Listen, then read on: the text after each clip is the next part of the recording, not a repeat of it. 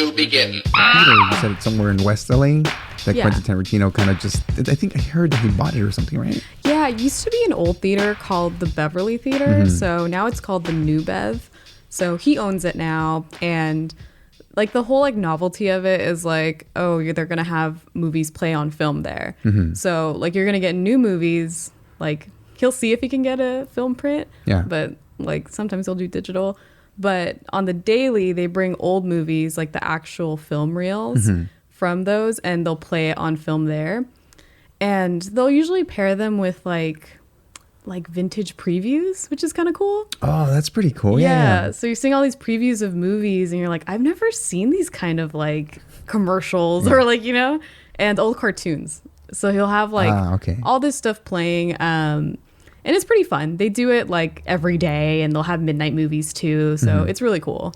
Yeah, that's pretty cool. I think they should do like the outdoor theater. They put like a big like balloon outside somewhere on a rooftop, and you can like watch old school movies too. Yeah. I don't know if those are film. I doubt those are film, but Oh yeah, those have to be digital for sure. Digital, right? Yeah. Okay. It's just like film is so expensive and like it's also like really flammable. It's very hard to like load and all of that. But even to get like film stock and everything for movies is like really difficult. Like you have to know studios at that point. So he could do that, which is cool, you know. I'm assuming at that point you have to have a film camera to be filming with, right? Or for those movies? convert? Yeah. I mean, like there's movies that are shot on film and then they convert it to digital. But all the movies, like if they have the film stock, like movies up until like the early 2000s and some movies today, you have to shoot it like film camera with I forgot what they call it. Yeah, those big like the whole Mickey Mouse case. ears looking Yeah. things. Yeah. Which okay. I've seen movies do it now, but it's so expensive, so most people don't. Yeah, one thing I did kind of just that you mentioned now that people used to use those cameras. I think that movie Everything Everywhere All at Once recently, they started working with some iPhones and stuff. And I was like, dude, that's pretty cool. You know, they're just kind of, I honestly don't know how much their budget was or that stuff, but the fact that they were using very, you know, basic or primitive tools in a sense to capture these things was like, damn, that's pretty badass. Yeah, they're really cool. The Daniels, they've like, even when they first started doing like short films and music videos, like they were always good at special effects. So like, since they know how to do it as well, like it brings down their budget. So like them as a duo plus knowing how to work with all of that on their own really just made them like valuable. So like they have like the dumbest, but it's a great short. It's just called The Ball, and it goes down a town, and this ball like changes people's lives, and like they star in it too. But like it starts with the guy like farting. Both directors, one director farting in the other director's face, like bare ass, and then his head gets stuck in there. Like I'm like, this is literally like one of their like bigger first shorts. You can find it on Vimeo. They did Turn Down for What, the music video. Oh shit, what? Yeah. Okay. So as you can tell, like they've kind of been like always them. So What the hell? I didn't know that part. yeah. So yeah, like they've always to me been like, okay, they're gonna move with the times. They're gonna always like adapt. So it's cool to see iPhones in there. yeah, that's pretty cool. No, I mean, and your background, from what you mentioned earlier, you consider yourself like an independent director or filmmaker, right? Yeah, definitely independent. Now, what does that necessarily like mean? Yeah, I'm just early on in my career, so like I don't have like the money or resources to like. I think the biggest thing is like star talent and like marketing and getting your movie to a theater or like distribution, which means like, can we get like, let's say like an A24 to pick it up and have a theatrical release or something. Like that's really hard to do as an indie filmmaker. That's like the goal for everyone. And now like the closest thing you can get is like maybe someone buys your whole movie and gives you a licensing deal on like a streaming platform. Okay. But that isn't really, it's just not as much money and it's not as much like exposure, you know, if it gets lost in there. So since I'm like early on in my career, I would say like I'm independent. I've only done 2 shorts that have like bigger names behind it, like companies. Like I had HBO, my previous one, and my current one's McDonald's. Like that's pretty good leverage for me, but I need to make a feature film.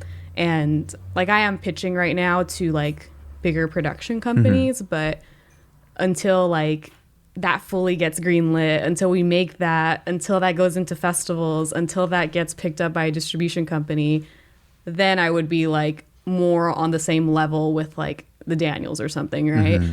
And even then, they're kind of considered like auteur filmmakers, because there's so many movies you watch, you don't know who the director is, right? Yeah. Let's say a Tarantino, a Scorsese, they're all auteurs, and that's kind of even harder to get to. Like where people recognize that this is your film without even knowing, I guess, in a sense, right? Because of the style, I'm assuming, or yeah, like you're not a director for hire. Like you're gonna like have a whole look and do your own thing. So I'm really on. That's always the dream, you know. But yeah, so I'm independent, moving up there. Poor. That's another word for poor. Yeah. Hey, no, I mean that's I think that's sometimes what's needed though, right? Not the poor part, but like just the drive to reach that destination, right? That's the part that motivates us, and other people see you and you're like, hell yeah, you know, keep going, Jazmin, or like I want to be where she's at, you know, because I'm sure if you look back a few years ago, and do you see like what you've gone through now as like big jumps in the amount of time that you've been in this? Oh yeah, I mean, it's funny because like I like even with HBO, I feel like I made that at like 21, 22, and I like really fought to make sure that movie like got to festivals and had like a home. And it did eventually, like, and I got really lucky, and I knew I was lucky, you know? So I just try to like not like let that slide, like just like ride the momentum and keep working. And then COVID happened, which created a gap, unfortunately. But even like last year, working on like my Western with McDonald's, Kid Ugly, like, it feels like it's been forever, but it really has been a big stride, because it has been like a jump in like, oh, instead of like 2 people in a room at my grandma's house, we had horses on a movie ranch with a bunch of actors, not just 2 people in a room at my grandma's house. So damn, that was at your grandma's house? Sorry to interrupt. Yeah, the letter was. Yeah. Oh, crap. Okay, that's pretty cool. Yeah. I mean, now that we talked about it, sorry, but can you give us a little bit of background about the letter? Oh, yeah. So the letter, it was my first short film I did. I made it like graduating class at my film school. So it was my first time directing, first time writing. I wrote it, directed it, produced it, and edited the film. I'm an indie filmmaker. I do it all because it's very so nice. much more inexpensive. So that movie's about 2 kids who their dad goes to the U.S. and he is leaving them in Mexico because he's going to make money. And it's based on my grandpa who went to the U.S. and my mom and her brothers and sisters and my grandma were in Mexico, like waiting for him to send back money and wondering if he was going to come back. So I told the story from the kid's perspective, one thinking he's the best, he's going to come back, the other one being more negative of like, no, you don't know. So it's a coming of age film, and seeing how they adapt to finding the truth of like what's going to happen to dad, and like they find a letter to see like, oh, what's his last message to us.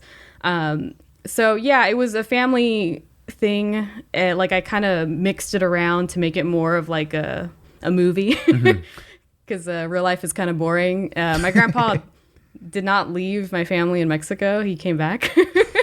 But in the movie, he did leave. Spoiler.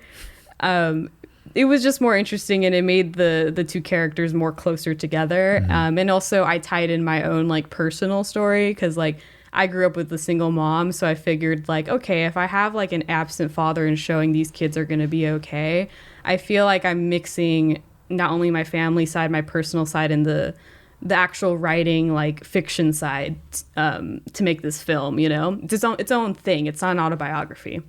So that movie did really well. It had, only like 4 people in it, only 2 real people talking. It had Xochitl Gomez, who is now in Doctor Strange as America Chavez.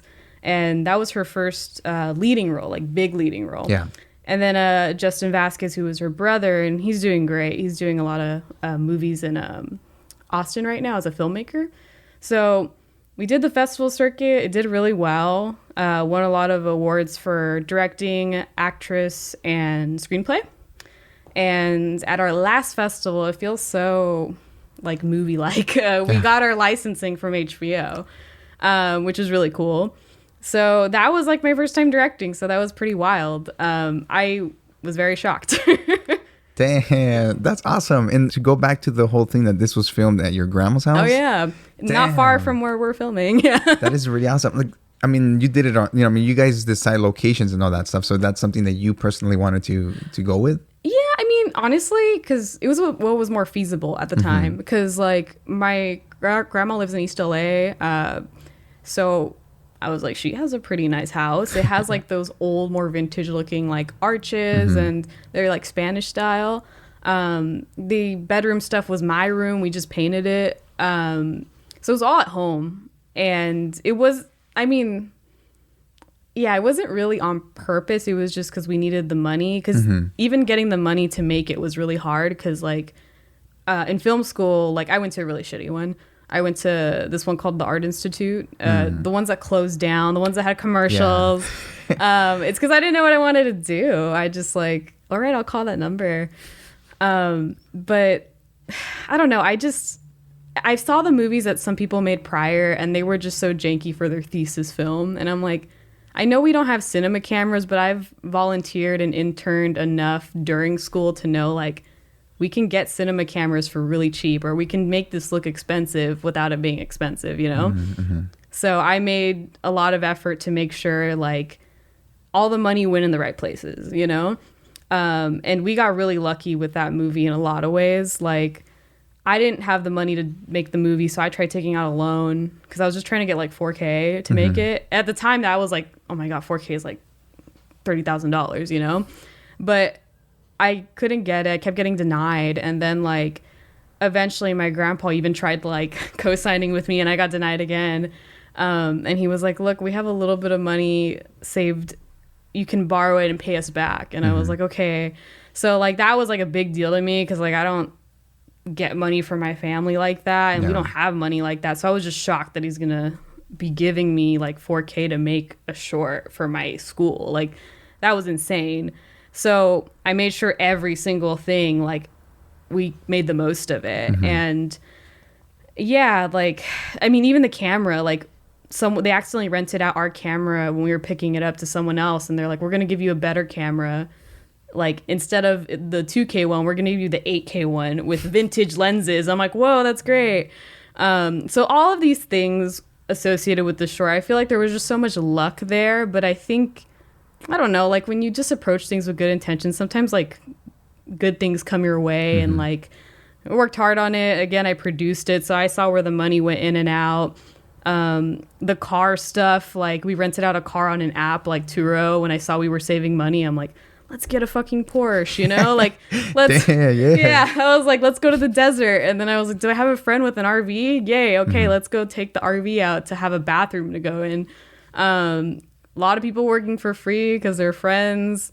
My friend wanted to be a stunt coordinator, so he did the fight scene and stuff like that. So yeah, it was a lot to learn, and which is so different from my new one that I did, because that one, Kid Ugly, I had actual producers doing work. And I'm like, oh my God, this is so much better. That was like basically like a whole team already, right? Like a whole crew. Yeah. And yeah, I mean, originally the film school one for The Letter was just like film school buddies, parents, their parents helping out, you know?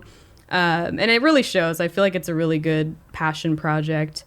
But yeah, oh my God, I forgot what your question was. In regards to the Kid, I mean, at this point, it was just like the crew for Kid Ugly. You know what? I forgot what my question was. I know. I feel like I was divulging, but I didn't want to cut off the story, you know? No, but I think it started off with it filmed at your grandma's house, but you made it work with what you got, which I think is really cool, because I know a lot of creatives who just work sometimes with the bare minimum and they make cool shit, you know? And sometimes it means like you don't have to have a $1,000 studio or something to be like, hey, I can make something cool, something that can really resonate with the human fucking, you know, emotional responses, and just get it done. Yeah. Oh my God. Like I've seen people like with budgets like $30K for a short, and that stuff they raise, which like even me, like I don't feel comfortable sometimes like asking for money, like doing like a GoFundMe to me stresses me out. Like, and then like it doesn't look like $30K, you know? So like, if you have 4K and you can make it look really good, like it just depends if you have the right people who are on the project, you know? So yeah, it's just like being smart. I think working smarter, not harder, has always been my motto. Like, yes, I agree with that. Yeah, I don't like doing too much work if it's not necessary. Yeah, I mean, because I mean, again, there's different ways. Like somebody told me once, like there's a right way to do things and there's a smart way to do things. You know, and sometimes that doesn't, obviously it's not the same thing. Yeah. So you kind of have to figure that stuff out. And, you know, it seems like you guys did it. Like, you did it for sure. Thank you. And then with Kid Ugly, I mean, I know that was sponsored by, I think the Dorado, like a Dorado program or something, right? Yeah. Spotlight Dorado. It was sponsored by a program called Spotlight Dorado, which is through McDonald's. So I was their first class. So they picked 3 filmmakers and they give them $75K to make a short film. So I was like, holy shit. And yeah, I applied to that. I got through all the phases and then I was picked as one of the 3. And I submitted with my short film, Kid Ugly, which is a Western. I started this actually as a pilot, but I just submitted the first 5 pages because that's all they wanted at first. And then when I got through the next phase, I was like, oh shit, I gotta make this into 10 pages. I was like, okay. So I rewrote this script to fit 10 pages, and what it's basically about, it's a Western about an outlaw who runs into one of her biggest fans, and he wants to be her sidekick. So the short is just like introducing their world, a little quirky world in the West, and them meeting each other and teaming up. So that's the short, and then the series is about them like joining a contest, like a bounty contest under their pseudonyms, because she's like, you know, like at least in the story, again, spoiler, she's like a woman who dresses as a man to do crime, which is like based in reality, like that happened a lot in the West. So it was a way to conceal like any crime and blame it on a guy versus like knowing her true identity. And then he has like a little like alter ego named Kid Ugly, which he hides with like a mask. So for the series, they go like enter this bounty competition across America and under their real selves, and then they still commit crime under their like alter egos essentially. So yeah, it's like a little intro that doesn't take on that whole plot point yet, but I hope that people understand like, oh, this is cool, like because the vibe, everything's there, like the acting, I love it, the costumes, like the world building, which to me is the hardest part. And I was able to do that with Spotlight, which is really cool. Definitely the budget helped a lot. I never thought I would make this. I thought this like idea was going to be something that just sat in like the back of my closet, whatever, like for years. Cause like who's going to fund a Western? Like you're going to have horses, you're going to have all these costumes, have a kid.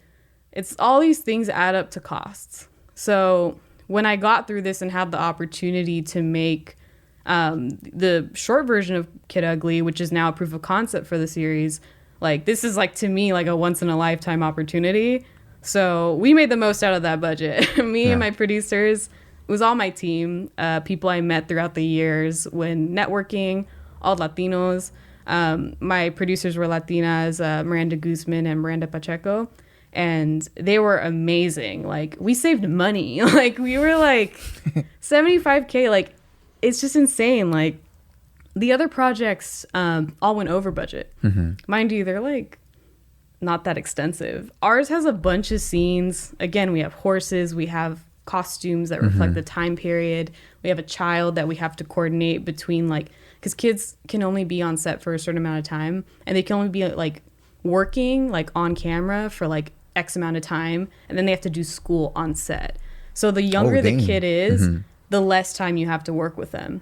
So it's really hard. Oh, so you gotta make sure that you use the time that they're there. Oh yeah, our schedule, like we make sure his shots are like, oh, he can only work for 30 minutes and then do school 20 minutes and then go back in for 30. Like we had to like coordinate all of that to get him in. Damn, yeah, and then you have to hire someone, a studio teacher, to school them on set. So it was a lot. It was a lot. And we still went under budget, and I think it looks amazing. It's a great representation of everybody. And yeah, that was the next bigger thing I did, which was Kid Ugly, and it was crazy. That's pretty cool. I read somewhere that it was inspired again by spaghetti westerns and some anime, right? Yeah. Nice. I mean, I love spaghetti westerns. Like, my favorite one is Once Upon a Time in the West. Mm-hmm. So, like, I was just, like, pulling from so much music, aside from, like, you know, the Dollar series. Like, obviously those are great. And pulling from all the, like, you know, like, the typical, like, themes from there. Mm-hmm. I basically pulled the lonesome cowboy trope from, like all, like, you see it in, like, The Good and the Bad with, like, Clint Eastwood. yeah, like, you see all these, like, characters, like, all the time again. Ones who want revenge, all these other ones. So I took the lonesome, like, cowboy, like, and put that as my lead, who's, like, you know, Bottle Tooth Guapo, that's her name, like, her alter ego name. And I took, like, the shonen, like, underdog, like, I based it off, like, Naruto. I was like, okay, Aiden, because he watches Naruto. I'm like, okay, Aiden, your character's like Naruto. He just wants to show everyone that he can be the best. He believes in himself. No one else believes in him, and he's going to, you know, get there. Like, he's going to make it happen. So, which helped because he also watches Naruto. Yeah, so I'm he's like, hell yeah. Yeah. So I was like, perfect. But most of the inspiration was also from, I don't know if you've ever seen JoJo's Bizarre Adventure or read it. I've seen some of them, yeah. I fucking love JoJo's. So there's a part 7, which is Steel Ball Run, is a Western. Mm-hmm. So I'm a big fan of that manga, and I think a lot of... I put a lot of Easter eggs, actually, in the movie from that, which I don't think people would know unless they're, like, they're fans big of it. fans. Yeah, I put only some stuff from the anime. Like, I put one thing from the anime in it. And someone did notice it recently when I played in LA. Oh, they told you? Yeah, they came up to me at the end. They were like, Whole Horse Canyon? I'm like, yeah. You're a JoJo fan? Yeah. And she's like, yeah. So, yeah, I'm a big fan. And also, I love Cowboy Bebop. So originally, Nice. and the short was supposed to have more jazz in it. And we had such a tight timeline with Spotlight. We were given like less than 3 months to film and complete it, like edit. So for a composer to do full jazz and like, you know, with their whole like all the musicians to go and like practice. That'll be like original? Oh yeah. Oh, dang, yeah. That would be hard. Like, and also digital horns and like all of those instruments are hard to duplicate in like on any sort of like any digital thing. Like it just doesn't sound the same. So like all that wouldn't sound good. So I went for a different type of sound that's a little more like, I don't know how I would explain it, but we went with stock music this time because we ran out of time, but it didn't sound bad because we like could change the stems and move it around and it wasn't bad. It was really good. And this is all for like proof of concept, but originally Bebop. So that's where my inspiration was. I was like, okay, Bebop, JoJo, a little bit of Naruto, and I don't know if you've seen Lupin the Third. No, that one I have not. No. Okay, I love Lupin. So Lupin was what inspired Cowboy Bebop, and you can see it when you finally watch Lupin. It's really great. It feels like a mix of like kid and adult, you know, and like that's like the vibe I was going for. And I'm like, I want something that anyone can see. It's kind of like Toonami-esque. Like it's in the between like Adult Swim and Cartoon Network, you know? Nice. Okay. Yeah. So that was like my vibe going into Kid Ugly and with the aesthetic and tropes with a lot of spaghetti westerns. So I was really excited to do it. That was like the biggest, to me, passion project. So yeah, it was crazy that we made it. Damn. Now, I know you mentioned earlier that I guess it's going through, like, it's being viewed or something, so it's not out for the public per se? Yeah, so we filmed it, and it released December 7th, 2022, so that we had, like, a screening at the Academy Museum, but it was, like, a private screening. So what we're doing now, what typically when you make a short film, you have to do the festival circuit, so they're typically, like, a year to maybe 2 years of doing film festivals, depending on when you miss deadlines and all that kind of stuff. So a lot of them need, they can't have it be seen publicly online because they want to have more exclusivity. So they're like, okay, we need this movie to be available to watch, and people are going to have a reason to pay for it at our festival. Like they're not going to like see it online for free, you know? There was an exception for that, like in the early 2020 days for film festivals. but now it's like they're really They locked strict. it down. Yeah, they're like, no, you need to like exclusivity. Yeah, I mean, I've only had my share of seeing like a film set per se. Like I mentioned earlier, like where I work, it's surrounded by just screenwriters and directors and all these people from just the industry, film industry. And then one of these days, somebody came in. They're like, "Hey, we want to use this location for a show, for a Hulu show," and we were like, "What?" And that the owner signed the contract, and they were gonna film for I think it was Tommy and Pam or something. For Hulu. Yeah, the one Pamela Anderson, and Seth Rogen was in the store, and he was just wearing a mullet, and I was like, dude, this is magical. Just how they turned the regular space into a 90s version of it, and I was like, what the fuck, like. All the moving parts, people screaming at each other, or people being happy, cut, the people are getting frustrated. But it's like, at the end of the day, you see the product and you're like, damn, all this work happened for a few minutes on screen. And I think the store scene was only a few seconds. And I was like, bro, they spent all this time, like 3 days filming in the location for only like 8 seconds of the shot. Yeah. I was like, bro. And who knows, stuff got cut out, maybe there was more, and then they just like were like, nah, that doesn't work anymore. Take it out. Man, that's crazy. It's crazy. I mean, even like recently, I don't know if you went to downtown, but they had like the Joker set up for Joker 2. No, what? Oh, they were filming here. That's pretty cool. They're turning like downtown LA into like New York. So like it was insane. Like it was open, I think, because they couldn't really close it down. So like you're seeing people put like fake graffiti, which are stickers, like they'll put on the wall, and like all the tagging. They put like fire hydrants that are more specific to New York, and all like the fake like subway stuff. So it was really funny and weird, like seeing those clips. I'm like, this is in LA, like just like Joaquin Phoenix walking, like, Yeah. Damn, that's crazy. But earlier you mentioned about world building. Like when you're writing a script or when you're putting something together, I'm assuming you, like you mentioned, you have to go further than just the development of the characters, right? Like you have to put them in the environment that makes them exist in there, right?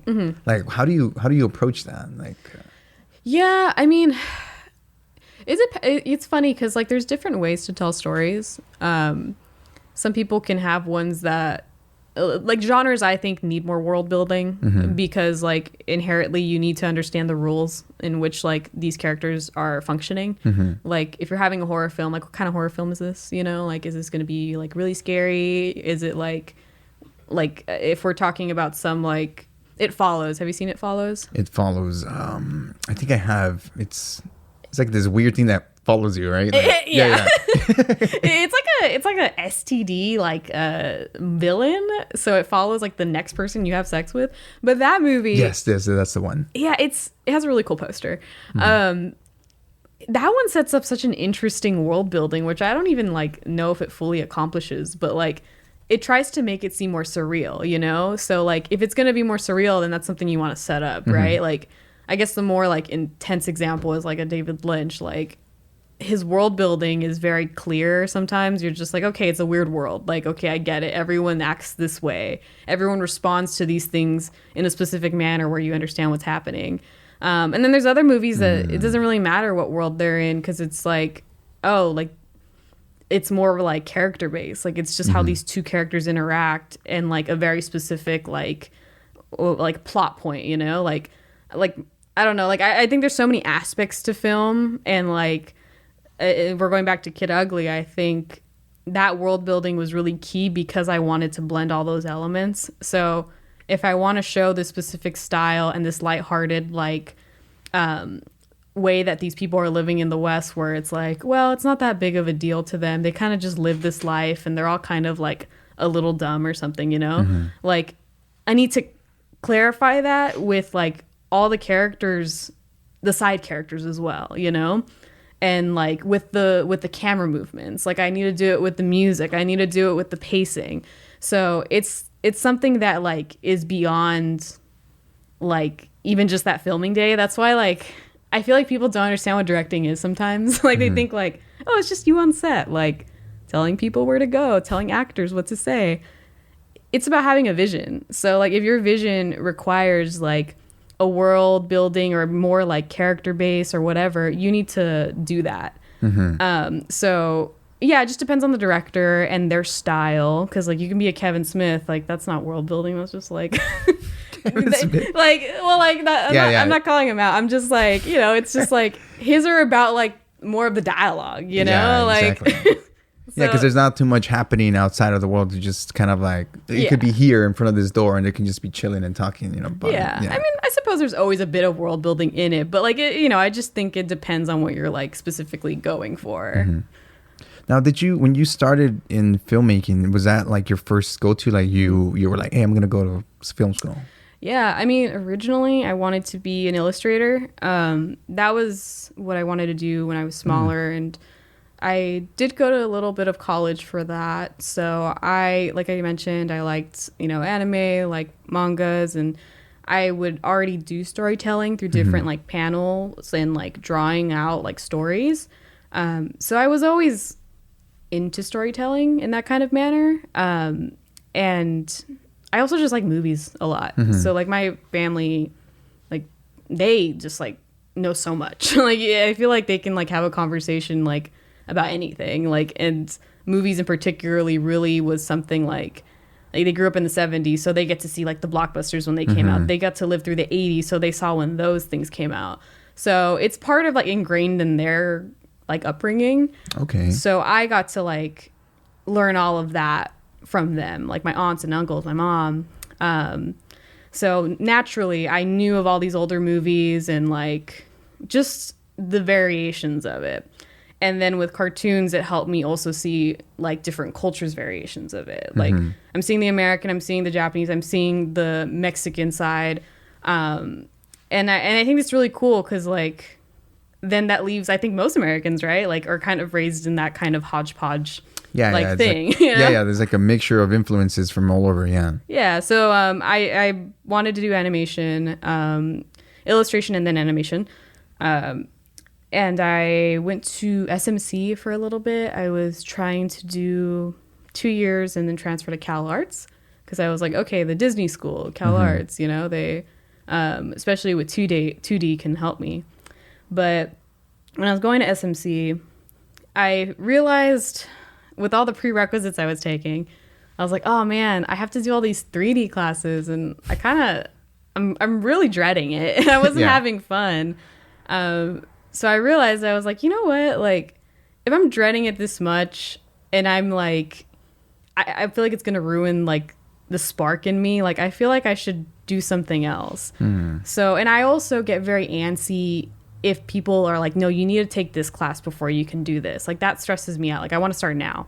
Like, there's no reason for me to take like a class about like you're paying for these dumb classes at community college that are like, hey, we're supposed to prep you for your next class or you're going to your wherever you want to transfer.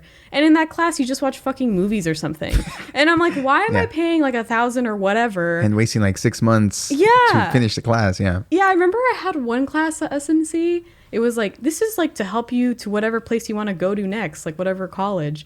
And he kept thinking I wanted to go to like, what was it? Cal Poly or something, and I was like, no, I want to go to Cal Arts. And then like all we did was like sit around and we watched Crash. He was like, this movie's so deep, and I'm like, Crash? I was like, what am I doing here? And that's when I left SMC, and I was like, okay, I want to do film because I've always liked film, and like drawing also leads into camera framing and which, is easier. If you understand that, you can direct with your DP or director of photography who runs the camera. So I feel like already having an animation background, or illustration at least, helped me communicate in film a lot faster. So once I left SMC, I went to the Art Institute, which is closed down now. They were like one of those for-profit schools. They had commercials. They like came to like Everest College. Yeah. Pick up the phone.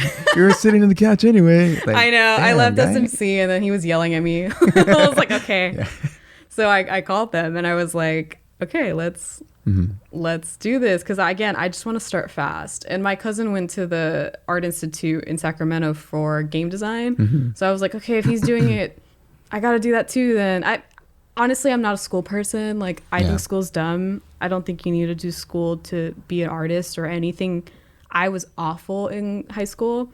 I just didn't like doing work. It was just pointless to me. I was like, I'm not going to use any of this shit. So I went to Art Institute. Of course, I got in. It's a for-profit school. I did my 4 years. I graduated. I basically, honestly, my whole time there, I was producing and editing. So at that school, they're not like a USC or like an AFI where like they make you guys all in a group like do a project together. At the Art Institute, they made you do everything. Like, oh, here's your task, figure it out. So I'm like, okay, so we have to like go and find a team. We have to be real scrappy. We learned half the things. We like were told by a teacher at one point like to YouTube how to use Premiere Pro to edit. Wow. And I'm like, oh my God. Like, oh, wow. So like, you're already paying all this money and you go to YouTube University now? I know, it was so stressful. And I was like, okay, they have cameras at least, I guess. But no, yeah, I mean, I only did college because my mom and everyone wanted me to, you know? So I was like, okay, I already left SMC. I don't know if I can leave this place again. And I took a big loan and all this shit out, you know? So I was editing and producing most of my time at Art Institute. And my last year is where I decided to direct and write, which I made the letter. And that was my thesis film. And yeah, it was my first time directing, writing, and I produced it and I edited the film as well. So mixing in the two talents that I was already working on there, I already knew how to produce and manage people, and I edited on the side. And to be honest, like, again, I don't think film school is for everybody. I really don't. But I think if you need the extra push, okay, fine, like, do it. Like, I can't deny that I benefited from going to film school because I made the letter, right? Like, without going to film school, I wouldn't have made that. But at the same time, like, I would fight with the dean all the time, and I'd fight with all these other people in charge because they were dumb. Like, they didn't know what they were doing. Hence them closing. The people responsible of teaching the youth, right? Yeah. It's funny because we had pretty decent teachers. It was like our dean and our president and all the people in charge who would have to like sign stuff off for us to, like, let's say, get cameras, to rent out props, like all that kind of stuff would be very difficult. And they'd be like, oh, we can't do it. And I'm like, yeah, you can. I was like, you know, I'd be like, I'd forge shit just so they can, like, we can get shit done. You know, I have to, like, do the wrong stuff and, like, the bad way to make it right, if that makes sense. Like, yeah, that's it. I was so annoying. Like, they're like, we don't have insurance to, like, we don't have insurance. What? Schools have insurance. Like, you guys say right here on the paper on this square, like, you have insurance for, like, all this stuff. And again, like, for the letter, I had a child, which was Sochi, and, like, with kids, you need to have a studio teacher and they need to have a permit, and you need to have a permit to hire them, even if they're not being paid. So, like, I had to, like, tell them, I'm like, we need workers' comp insurance. Or I checked it off, and they'd be like, no, we don't offer that. I'm like, it's on your paper right here. They're like, no, we don't offer that. And then I just, like, fucking forged it, copied it a few times to make it look real. And then I went to, like, the fucking, like, U.S., like, state office for labor division. And I'm like, I'm here to get my permit to hire a minor. And I'm all sweating in the room. Like, oh, my God, I hope they know. I know. I'm like, I hope they processed it. And then they gave it to me that day. And they were like, here you go. And I'm like, oh, shit, it worked. So I'm like, I'm forging documents saying they have the insurance, and obviously they did, unless it went through. Like, at one point I wanted to rent a prop gun because there's a prop gun in the letter, and they're like, we don't do that. And I'm like, I rented a prop gun last year from you guys, you idiots. Like, yeah, I would fight so much with people there, like the people in charge. Like, there's nothing I hate more than people in charge who don't know what the fuck they're doing. It's like, why are you here? Damn. No, I mean, it's crazy because, again, these are all just experiences that you had to go through to ultimately lead to that moment where you made the letter. And then I feel like, at least from my observation, it looks like that's what kind of started skyrocketing you up, you know? And I think that's awesome because you don't know what you're building up to until it kind of hits you and you're like, holy shit, I'm making it, you know? Yeah. And, you know, a lot of the times I'm pretty sure I'm assuming you went through it when you were going through that, I'm sure you had doubts at some point, right? Oh yeah. Like, I mean, yeah. especially, it's funny because when you're in it, like you're just like, I have a goal, I have a thing to do. Then when you finish the movie and you get like everything in post, every director feels this. Like I know for a fact. Like you see all your dailies, like all of your shots, and you lay them up on a timeline, like in Premiere Pro, and you're just like, oh my God, what did I do? Like, you know, you're like, is this movie even like good? You know, like you question yourself. And it's having that faith. Like I did all this prep work and I had a vision for a reason, right? So like we can do this. Like it's set up for your vision. So like let's go in there and it's going to be fine. So when you see all these clips, right? Like these long takes or whatever, and you're seeing it's just one line and then another one of just one line, it's hard to like imagine it there and there. And even when you get your first cut, you're going to be like, oh my God, like this is awful, you know? Yeah. There's even like that masterclass commercial with Scorsese where he's like, yeah, I think like everyone's rough cut, you get physically ill. It's like, yeah, that's true. Like if you don't, yeah, there is a problem. Like you should know like this isn't my vision yet, but we will get there, you know? So just to rough cut would mean what, like the first version of everything put together? Yeah, it's not a full version. It's basically like we have all the clips to make the movie, you know? And it's kind of like maybe paced out pretty decently. It won't have like the music in. It won't have like the color grade, the effects, all the sound design. So it's very rough. That's why they call it that, because it's like, oh, like we're just getting the bones of it essentially. It's almost like a step above an assembly, which is just the clips laid out. Yeah, so rough cuts are pretty tough, and then those rough cuts just go through different versions, like second rough, third rough, fine cut, and then the final cut, you know? But yeah, the first ones are always really, really stressful. But it's normal, yeah. You know? I think people should expect it. I think people get scared, and then they don't want to finish something, and then they just...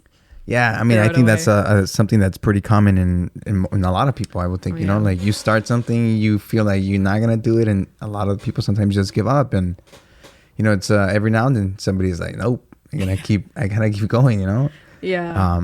But I think that's a natural way to feel when you're working towards something, you know, because otherwise you're just going to be comfortable and you're not really challenging yourself or trying to, you know, surpass your own expectations of yourself. But no, it sounds like you've definitely been through a lot in the last just handful of years, you know, and that's awesome. It's awesome to hear these type of stories. And, you know, it like I've mentioned to most of my guests, whenever I come out of a podcast, I feel motivated to just like keep going too, you know, because even for something as simple as this, you know, you worry about it afterwards. Like, did the conversation work? Was it good? Should I release it? But it's more like, you know, you just gotta keep going with it, you know, chip away at it. And it's good because it also shows like you care. Like if you have that kind of standard for yourself, like it's good to like care. And like I think too, like it feels like not cool to like care too much. So some people are like should I, like whatever, it's not a big deal, you know. But just do it, you know. If it's important to you, then like go the extra mile, ask more questions, do all these things. Or like, you know, I think it's really important for people to just continue on, because like I've had circumstances where like the letter was for a class, so I have to get it done. Like Spotlight, they put me with tight regulations, so I have to get it done. So I understand where like there's some people who don't have like that time crunch on them, where it's like this is harder to self-motivate. I get that. Like self-motivation when you don't have people who are like on your ass, like is difficult. And especially when you're like very independent, just starting out, like, and you don't know maybe a lot of people, like it's just you. So like, I mean, even me, like I recently quit my day job. Like it's hard to like force yourself to write, force yourself to work and get up every day and create your own schedule, you know? Yeah, exactly. Yeah, it's really hard to maintain that structure. Yeah, because like unless someone's like waiting for you to clock in, you know, and like all that, that's like it's hard, but it's also like they're setting your day. Like when you wake up and you have to make that choice, like that is very difficult. And I think not enough credit is given to freelancers. Like that type of drive, that type of self like assertiveness is like really not easy at all. Yeah, no, it's hard. I mean, I've done my share of freelance work, but at the same time, it's like, hey, you need to finish this design by next Wednesday, and it's like I'm chilling till like Tuesday. Yeah. And then I'm like, oh fuck. But no, it takes work. I think anything that, like you mentioned, that you care about, it's gonna take work. It's gonna take those long nights. It's gonna take those sad days, those good days. All the good stuff. But ultimately, gives you that full-rounded experience. Before we wrap this up, what is the best way for them to get more information about how to get started in film, or what advice do you have for anybody? I don't want to sound like an old person, because I feel like old people are always like, there's a phone in your hand, there's a camera in your hand, and that is kind of annoying, like, because like I was told that even in film school.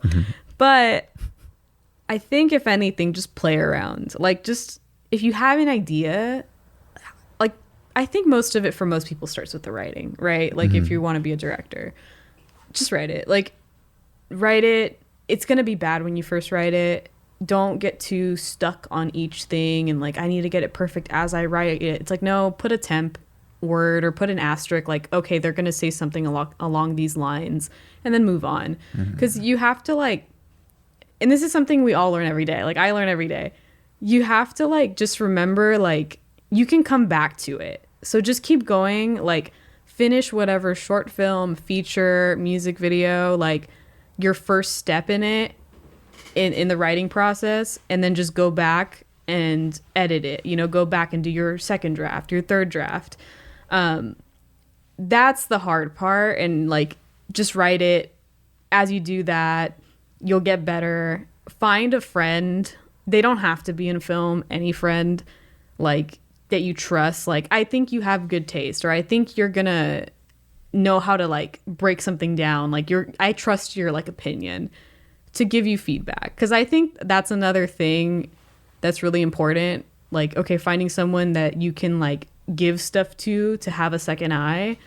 That's really important. It's not always necessary, because I know not everybody has that, but like going through, actually writing it, getting feedback, and then just making it. Like, it's gonna be tough. Again, making shit, like, especially when you're on your own, because I'm assuming most people are like, but once you do it, even if you make it and you're not like 100% satisfied, that's okay. Do it again. Like, keep learning, keep doing it again and again and again.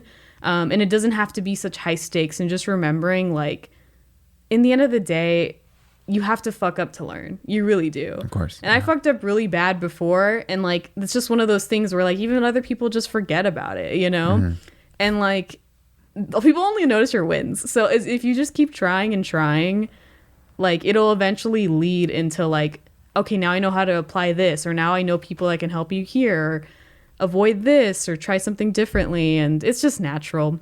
And I don't think you need schooling for that. You just need that like drive and willpower, which is also hard. Which is also hard. Yeah. Yeah. But for sure, I think that you can have under control a little better if you know how to manage it. Oh, yeah.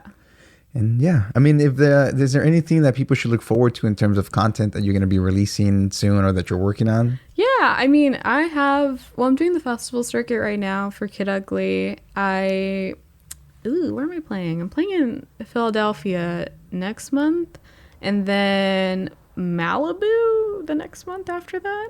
But you can follow me at this Jazz Cat, and I do updates. So there you go. That would be the best way to do it. And I'm also pitching a feature script that's a coming of age film about like me growing up in Southgate, and my mom, she forced me to do my first communion and confirmation when I was like 17. So I was around like 7-year-olds.